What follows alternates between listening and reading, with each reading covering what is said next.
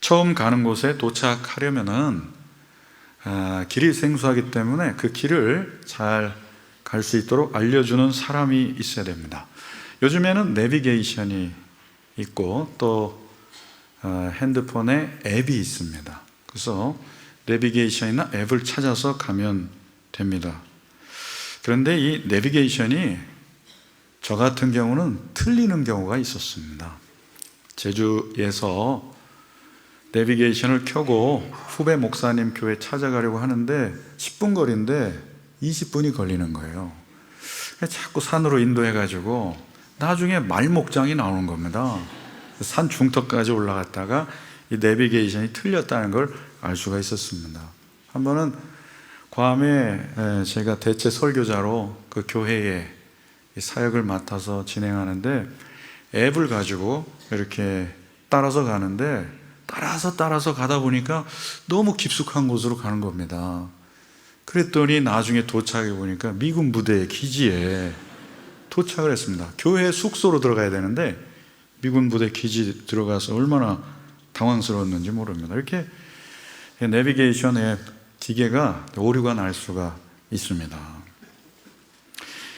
하나님께 이르는 길도 마찬가지입니다. 하나님께 이르는 길을 알려줘야 될, 안내할 분이 필요합니다. 이분이 예수 그리스도이십니다. 그리고 성경의 말씀, 그 안내를 잘 받아서 우리는 복음을 듣고 하나님께 이르는 길에 우리가 계속 찾고 걸어갈 수가 있는 것입니다.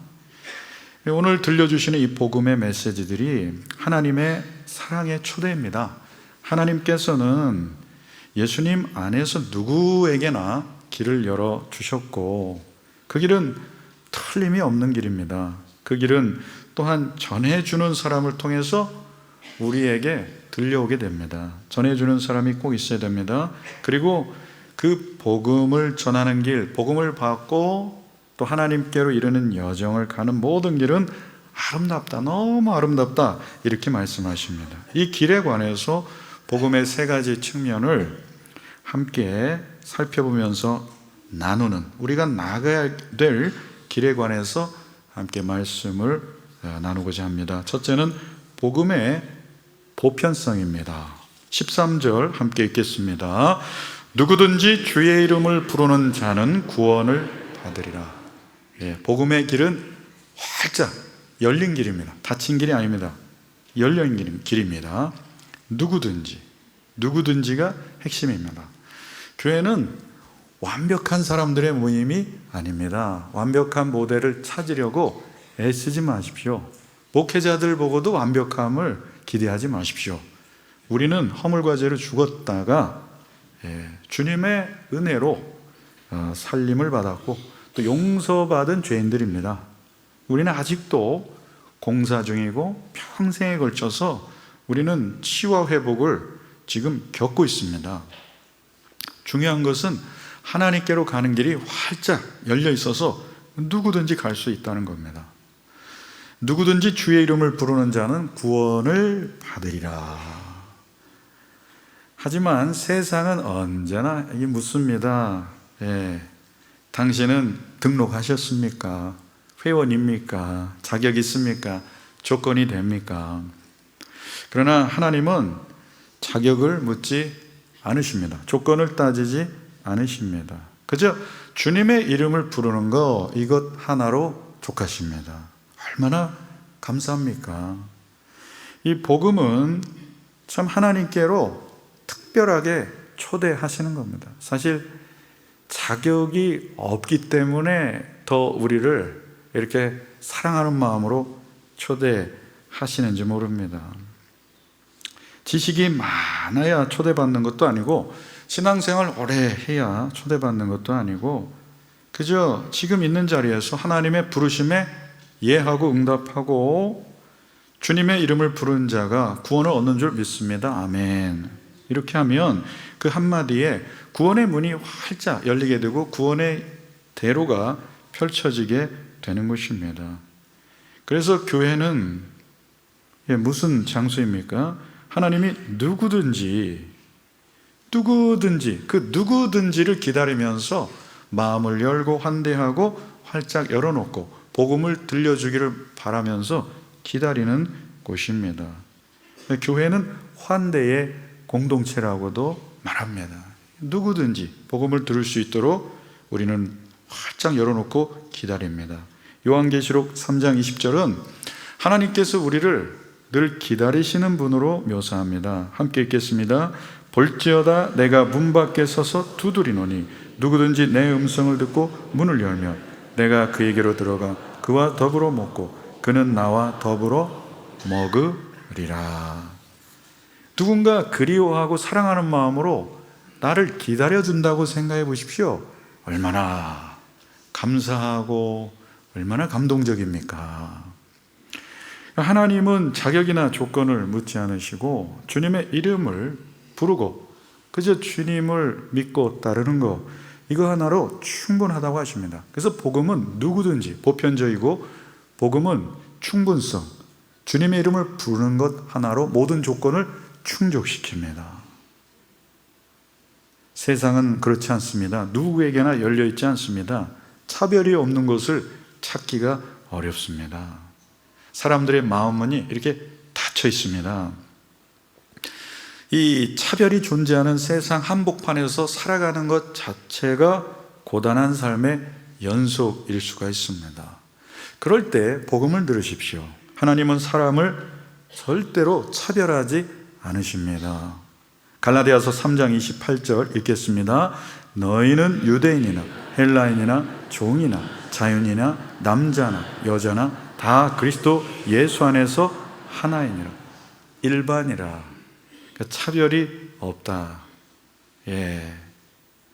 이런 말씀입니다. 이 전 세계에서 가장 성장한 교회 중에 이 탑에 있었던 세들백 교회 리 워렌 목사님을 이 교회 직원들이 그렇게 불렀다고 합니다. 이분은 천재인데 평범한 아저씨라고요. 그는 지니어스인데 에버리지 조, 그냥 보통의 아저씨와 늘 같았고 40년 이상 변함이 없었다. 이것이 은혜 받은 자의 참 들어야 될 말 아니겠습니까? 하나님의 성품을 닮은 사람의 모습입니다. 하나님은 누구도 차별하지 않으십니다. 복음은 누구에게나 누구든지 열려 있습니다. 구원의 문은 열림 설정이 되어 있는 문인데 그렇다고 자동문은 아닙니다. 믿음의 반응을 보일 때 센서가 작동해서 열리는 문이 되겠습니다.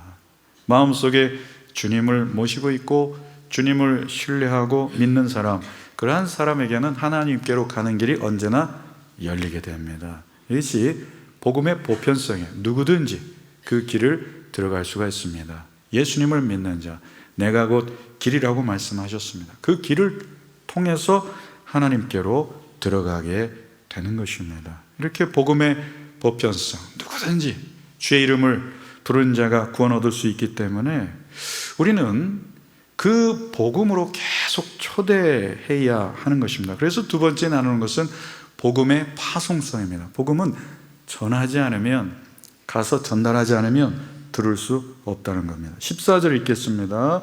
그런즉 그들이 믿지 아니하는 이를 어찌 부르리요? 듣지도 못한 이를 어찌 믿으리요? 전파하는 자가 없이 어찌 들으리요? 그래서 복음은 그 길, 열린 길로 다시 보내는 겁니다. 복음을 들은 사람이 은혜 받고 구원의 감격 속에서 다시 그 길로 가는 겁니다. 보내는 길입니다. 본문의 구절을 쉽게 이해하고 더 쉬운 번역으로 보시면 다음과 같습니다. 14절, 15절 함께 읽겠습니다. 사람들이 주님의 이름을 부르려면 먼저 그분을 믿어야 하지 않겠습니까? 믿으려면 먼저 들어야 하고, 들으려면 누군가 전해줘야 합니다. 전하려면 보내심을 받아야 하지요. 그래서 성경은 말합니다. 좋은 소식을 듣고 오는 사람들의 발걸음이 얼마나 아름다운가. 주님께서 바울을 통해서 강조하시고자 하는 것이 바로 보내는 겁니다. 보내야 된다는 거예요. 보내야 듣고 믿게 된다는 겁니다. 이 보냄을 강조하기 위해서 이 14절 15절 말씀이 역순서로 되어 있는 것을 보게 됩니다. 이 보냄이 끊어지지 않는 것이 바로 교회입니다. 구원선, 이 항해를 계속하는 교회, 가서 복음 전하는 교회가 교회의 정체성이라는 겁니다. 구원선이 항구에 정박되어 있으면 안 되겠죠. 구원선에 몇 명만 탑승해가지고 박수 쳐주고 눈물로 기도해주고 손 흔들면 안 되겠죠. 함께 타서 아름다운 항해, 복음의 항해를 계속 이어가야 합니다. 복음은 들려야 믿습니다. 누군가 전하지 않으면 들을 수가 없습니다. 간혹 하나님께서 한 번에 일시에 전 세계 사람 회심시키면 안 되시나? 이런 생각도 할 수가 있는데, 하나님의 방법은 교회를 통해서 복음을 전하는 거, 이게 하나님의 방법이라는 거예요. 사도행전 8장에서 보면 에디오피아 내시가 성경을 읽고 있었습니다. 재정을 맡은 그런 고위직입니다. 그는 하나님의 말씀을 읽고는 있지만 복음을 이해하지 못했습니다. 그때 성령님께서 100km 떨어져 있는 곳에서 빌립도로 그곳에 가라고 말씀하십니다. 그리고 그곳에 도착해서 빌립이 내시에게 묻습니다. 당신이 읽는 것을 깨닫고 있습니까? 내시가 대답합니다. 가르쳐 주는 이가 없으니 어찌 깨달을 수 있겠습니까? 그때 빌립은 말씀을 풀어주고 예수님의 복음을 전했고, 내시는 세례를 받고 기쁨으로 자기의 길을 갔습니다. 교회에 오는 새신자들이 바로 이 에디오피아 내시, 재정장관과 같은 사람입니다. 하나님을 찾고 인생의 의미를 고민하고 인생의 고단함과 고난을 가지고 어려움 가운데 어떻게 해야 될지 모를 때, 그리고 예수님을 듣기는 듣는데 어떤 분인지 모릅니다. 그럴 때 복음을 들려주고 복음을 설명하면 예수님을 만날 수가 있습니다. 그래서 믿음은 들음에서 나는 겁니다. 그리고 우리 교회 학교 아이들에게 복음을 들려주기만 하는 것이 아니라 복음을 해석해 주어야 하는 것입니다. 비유를 통해서, 쉬운 설명을 통해서 복음을 전할 때 그 복음을 듣고 주님을 만납니다. 성도가 복음을 전하는 일은 해야 하는 좋은 일이 아니고 또 옵션, 선택도 아닙니다. 성도가 하나님께 받은 책무이자 소명인 줄로 믿습니다. 그래서 주님은 사도 바울을 통해서 그 영적 아들 디모데에게 이렇게 권면하고 있습니다. 디모데후서 4장 5절 읽겠습니다. 그러나 너는 모든 일에 신중하여 고난을 받으며 전도자의 일을 하며 내 직무를 다하라. 예, 전도자의 일을 하는 거, 이게 우리의 책무라는 겁니다. 이것은 신중하게 해야 되는 거고 고난 사이에 있다는 겁니다. 이 고난이라는 건 무엇입니까? 사랑으로 인내하는 기다림의 사역이라는 겁니다. 또 어려움이 있을 수도 있다는 겁니다. 그러나 우리가 반드시 해야만 하는 일입니다. 전도는 성급해서도 안 되죠. 강요하거나 강제하거나 그런 건 아니고 신중함으로 해야 되는 일입니다. 종교적으로 전도하는 일은 늘 두려움과 부담감으로 전해지게 됩니다. 해야 한다, 하지 않으면 안 된다, 이렇게 율법이 됩니다. 그러나 그리스도의 복음은 그런 게 아닙니다. 그 복음에 감동한 사람이 사랑으로 초대하는 겁니다. 그렇게 전해지는 겁니다. 예수님은 말씀하셨습니다. 수고하고 무거운 짐을 진 모든 사람들아 다 내게로 와라. 내가 너희를 쉬게 하리라. 안식과 구원을 주시는 하나님께로 그저 초대하면 되는 것입니다.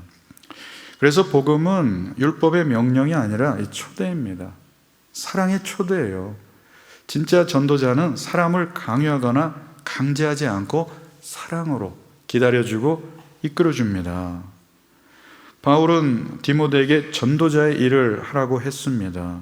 이게 우리가 해야 될 중요한 사역이라는 겁니다. 그러나 말로 하는 것이 아니라 그것은 예수님의 그 성품을 닮아서 그저 사람들에게 다가가서 초대장을 전해주는 일입니다.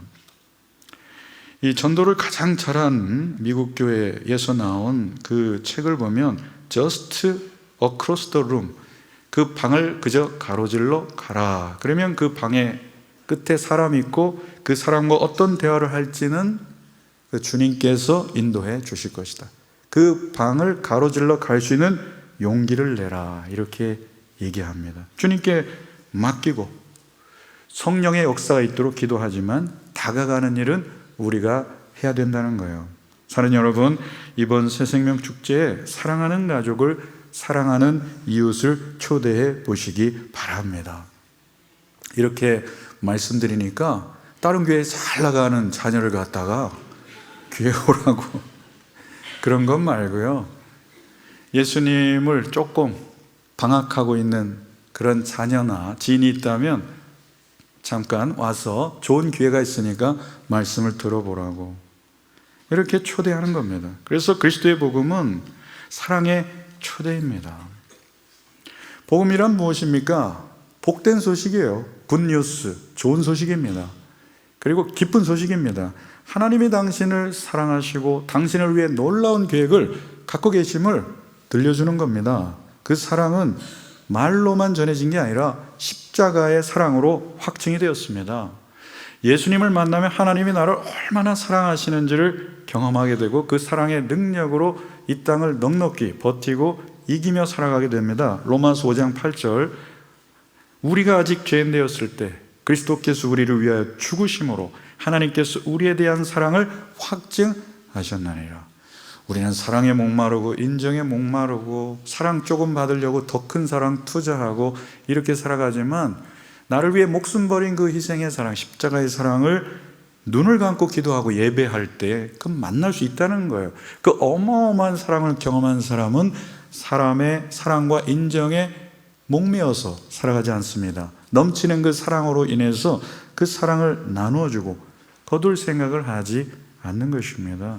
그래서 우리에겐 십자가의 엄청난 사랑이 필요해요. 여러분이 이미 그 십자가의 사랑을 체험한 분이신 줄로 믿습니다. 그렇다면 이제 그 사랑의 복음으로 한 영혼을 초대하시기를 바랍니다. 예수님은 한 분 한 분을 위해 이 땅에 오신 분입니다. 예수님께서는 한 분 한 분이 어떤 삶을 살았는지, 어떤 자격을 갖췄는지, 어떤 조건이 있는지 묻지도 따지지도 않으십니다. 주의 이름을 부르는 자에게 내가 너를 사랑한다, 너는 나의 자녀다, 이렇게 말씀하시는 거예요. 내 인생 곁으로 조용히 다가오셔서 내 마음의 문을 여시고 내 영혼의 불안과 불확실함 그리고 두려움, 이것을 몰아내 주시고 하늘의 평안과 복으로 채워주시는 겁니다. 그저 마음을 열고 주여 그 성호를 부르며 나아가기만 하면 된다는 겁니다. 그럼 성령님이 역사하시고 임재하시고 충만함을 부어주십니다. 일본 군인 히로 오노다가 있는데 1945년에 2차 세계대전 끝난 지도 모르고 29년 동안 밀림 정글에서 숨어 살았다고 합니다. 사람들이 전쟁 끝났다고 나와도 된다고 그러니까 이거 사람들이 가짜로 말하는 줄 알고, 그래서 그 직속상관을 불러가지고 나오라고 명령했더니 그때 나왔다고 합니다. 복음이 그렇습니다. 이미 승리한 거예요. 주의 이름만 부른다고 말하면 이렇게 말해주는데도 염치 없어서 그렇게 못하겠다고. 이미 십자가와 부활로 승리하셨고 우리의 모든 죄와 허물은 십자가 앞에서 다 용서함 받았다고 얘기해주고 있는데 그럴 수 없다고, 내가 갚아야 된다고 생각을 하는 겁니다. 그래서 여전히 죄의 무게 속에 눌려 살게 되고 두려움 속에 살고 죽음의 그 불안 속에 살아가게 되는 것입니다. 십자가의 복음을 들어야 됩니다. 부활의 소망을 들어야 됩니다. 저는 고등부 수련회 때 우리 여전도사님이 부서 고등부 때 복음을 전해주셨는데 그분이 너무나 비장하게 전해주시는데 설교 때 전해주신 게 아니라 한 명 한 명 손잡고 몇 명 안 되는 애들 손 붙잡고 울면서 기도하시는데 이렇게 그 복음을 또박또박 설명해 주셨어요. 십자가의 복음과 구원과 영생의 복음에 대해서 얘기를 해주시는데 이상하게 그동안 설교를 많이 들었을 텐데 그때 또렷이 들려왔고 이렇게 좋은 예수님을 내가 영접 안 할 이유가 없지, 그러고서 예수님을 인격적으로 영접한다고 아멘 했습니다. 그런데도 이제 전도사님이 제 손을 꽉 잡고서 울면서 계속 이렇게 기도하시는 게 지금도 생각이 납니다. 예수는 내가 믿었는데 왜 이분이 감동하나, 이때도 생각을 하면서 손을 좀 놔주셔야 되는데 계속 울면서, 이렇게 좋은 복음은 내가 사양할 이유가 없다는 겁니다. 그리고 그 뒤에 삶을 통해서 하나님께서 얼마나 은혜롭게 아름답게 길을 인도하셨는지 모릅니다. 그 후로 저는 복음을 경험했고 복음을 전하는 자로 이렇게 살아가는 참 복된 인생을 살아오게 됐습니다. 그래서 복음의 세 번째 측면은 복음의 복됨입니다. 복음의 길은 아름다운 길이에요. 15절 하반절 읽겠습니다. 기록된 바 아름답도다. 좋은 소식을 전하는 자들의 발휘함과 같으니라. 복음이 선포되는 곳 하나님이 아름답게 보십니다. 세상이 볼 때는 우리는 평범한 사람이지만 복음을 전할 때, 복음의 길을 가고 있을 때 아름답다고 말씀하시는 거예요. 그러니까 주님 보시기에 내가 아름답다는 것을 하나님 앞에서 우리는 늘 경험하게 됩니다. 생각외로 많은 분들이 실패감 속에 살아가는 분이 많아요. 인생을 실패했다고 말합니다. 그렇지 않습니다. 하나님의 관점에서 보면 실패가 아닙니다. 그 실패도 하나님께 나오는 그런 시간의 여정이었습니다. 또 어떤 분들, 또 지성인들도 참 더 그런 것 같은데 자기 비하감, 열등감이 많습니다. 우리는 왜 나보다 늘 잘하는 사람하고 비교를 해서 열등합니까? 그렇다고 못하는 사람하고 비교하라는 얘기도 안 해요. 그냥 있는 모습 그대로 이렇게 그냥 인정하면 되는 거를 늘 비교하면서 자기 비하감에 빠지게 된다는 겁니다. 자기 비하 속에 있으면 우울하고 슬퍼지는 것이죠. 그러나 하나님의 관점은 엄마 이상의 관점입니다. 엄마, 아버지가 늘 자녀를 사랑하는 마음으로 바라보듯이 하늘 아버지께서는 여러분을 전혀 판단하지 않고 나오기만 하면 기쁨을 주체할 수 없을 정도로 사랑하신다는 것을 믿으시기 바랍니다. 세상에 하도 그냥 사람들이 계산적이고 이해득실을 따지고 또 무조건적으로 사랑하고 품어주는 경험을 하지 못하니까 하나님도 은연중에 그럴 수 있다고 생각하는데 기도해 보십시오. 하나님께 나아가 보십시오. 무한정, 무조건 사랑하시는 하나님의 은총을 받게 됩니다. 복음은 바로 이런 거예요. 하나님이 당신을 조건 없이 사랑하신다는 이 메시지를 들을 수 있도록 초대하시기를 바랍니다. 그 어디에서도 그 복음을 들을 수 없어요. 오직 교회에서 들을 수가 있는 겁니다. 저는 중국에서 한 영혼에게 복음 전하고 예수님을 영접 기도를 저를 따라서 하라고 했고 영접 기도하고서 기도를 마쳤을 때 얼마나 감동이 되었는지 모릅니다. 하늘이 열리고 그 밤에 충만한 기쁨이 하늘에서 뭐 내려오는 것 같았어요. 그래서 작은 미니 마이크 녹음기를 들고서 그 기쁨을 녹음을 했습니다. 한 50분 정도. 그런데 아직 찾을 수가 없는데 분명히 녹음해서 한국에 보냈는데 찾을 수는 없었습니다. 그래서 이 놀라운 충만함, 이 은혜는 복음을 전할 때, 복음을 함께 공유할 때 놀라운 신비로운 그런 채워지는 은혜가 있습니다. 그래서 누군가를 초대하는 삶이라는 것은 그 아름다움 자체이고 하나님이 보시기에 아름다운 일이라고 말씀하세요. 제가 본 아름다운 광경 중에 하나는 제가 전에 섬기던 교회에서 일본 전도 집회를 한류 집회로 열었는데 바로 우리 다음 주부터 오는 게스트들이 그 한류 집회의 게스트들이었습니다. 그러니까 이 전도 집회 전에 봉사자들이 누가 시킨 게 아닌데 갑자기 의자에다가 손을 얹고 안수 기도를 하는 것을 봤습니다. 이따가 저녁에 올 사람들을 위해서 안수하며 기도하는 거죠. 많은 분들이 단 한 번도 보지 않은 그 영혼을 위해서 기도하는 장면, 또 어떤 분은 막 울면서 기도하는 장면을 보면서 얼마나 아름다운가. 이 큰 돈을 써가면서, 그리고 그 일본까지 왔으면 관광도 해야 되고 쇼핑도 해야 되는데 전혀 그 집회에 한 영혼이 돌아오기를 간절히 기도하던 그 눈물의 기도, 그 잊을 수가 없어요. 가장 아름다운 광경입니다, 여러분. 그러므로 여러분도 오늘 예배가 끝나고 자리에서 떠나시기 전에 그 앉은 자리에 누군가 온다면 복음 듣고 예수 믿고 새 생명, 그런 새로운 인생 차원이 열리도록 기도하시기 바랍니다. 복받은 인생이 되도록 기도하셔야 됩니다. 혼자 복받는 게 아닙니다. 함께 복을 받으라고 하나님께서 우리를 교회로 부르신 겁니다. 교회의 존재 이유가 무엇입니까? 잃은 양을 찾고 데리고 오고 복음 듣게 하고 이렇게 주님의 사랑을 경험하도록 특별히 초대하는 것, 바로 우리 교회의 존재 이유입니다. 하나님께서 여러분을 찾아오셨듯이 여러분이 이제 찾아가서 한 영혼이 주께로 돌아오도록 복음의 통로가 되시기를 바랍니다. 이게 가장 아름다운 일이라고 주님께서 말씀하시는 겁니다. 하나님 보시기에 하늘의 가장 아름다운 일은 의인 아홉 명의 존재가 아니라 잃어버린 한 영혼이 돌아오는 것이 가장 아름다운 일인 줄로 믿습니다. 아름다운 일이 많아야 아름다운 사람 되는 거고, 아름다운 이런 일이 많아야 아름다운 교회가 되는 겁니다. 복음 전할 때 가장 칭찬받는 교회가 될 것입니다. 사는 여러분, 오늘 하나님께서 여러분을 이 하나님께로 초대한 것에 대해 감사하십시오. 이보다 감사한 일은 없습니다, 여러분. 주님께서 주님 부를 때마다 우리 곁에 오셔서 우리의 인생길을 살피시고 또 돌봐주시고 무엇보다 영생의 소망을 상기시켜 주십니다. 이보다 더 큰 복이 어디 있습니까? 그렇기 때문에 이제 한 영혼을 향해서 그 복음으로 초대하십시오. 누구든지 주의 이름을 부르는 자는 구원을 받으리라. 그 한 영혼이 주님의 이름을 부를 수 있도록 안내하시기 바랍니다.